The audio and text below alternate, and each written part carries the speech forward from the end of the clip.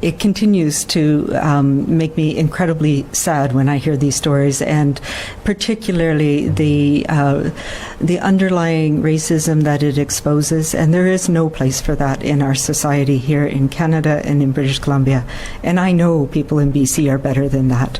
And I will absolutely support you. You know, this has been a virus that does not understand our geopolitical social borders, and it affects all of us. And the only way that we can get through this incredibly challenging and terribly difficult time is by being together and working together and being considerate and kind to each other.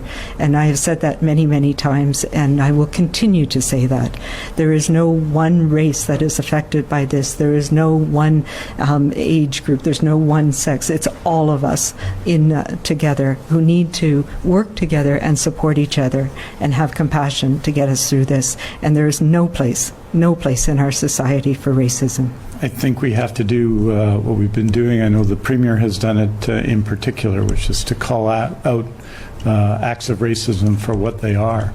They are themselves something devastating to civil society, to the way we want to be as a province. And I think that we need to condemn them specifically. We need to condemn them always.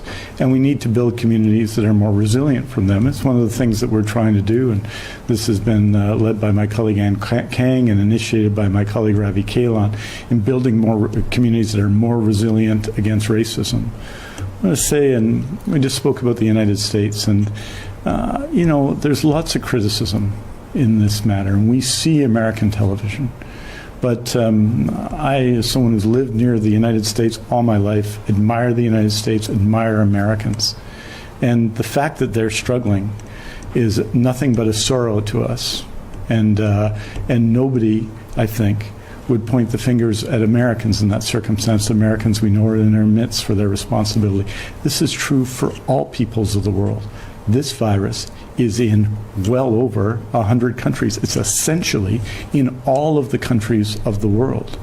And this is something, as a world, we have to come together to deal with. As a province, we have to come together to deal with. And it seems to me that racism represents the opposite of what we need to do, something we need to condemn, something that undermines everything we're trying to do together as a society. I'd like to say finally that I think that overall, and you've seen this in the response to COVID-19, that the call for kindness that's come from Dr. Henry today has been overall reciprocated in BC society in remarkable ways. And I am grateful for it. I am grateful to live here.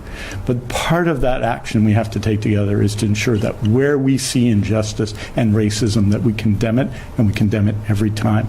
We'll continue to do that. I know that we need to do that in our health system, and I think we need to do that as communities. So if that's a long answer to the question, it's always unacceptable, and we have to condemn it always and build better communities. That's what we're all trying to do together.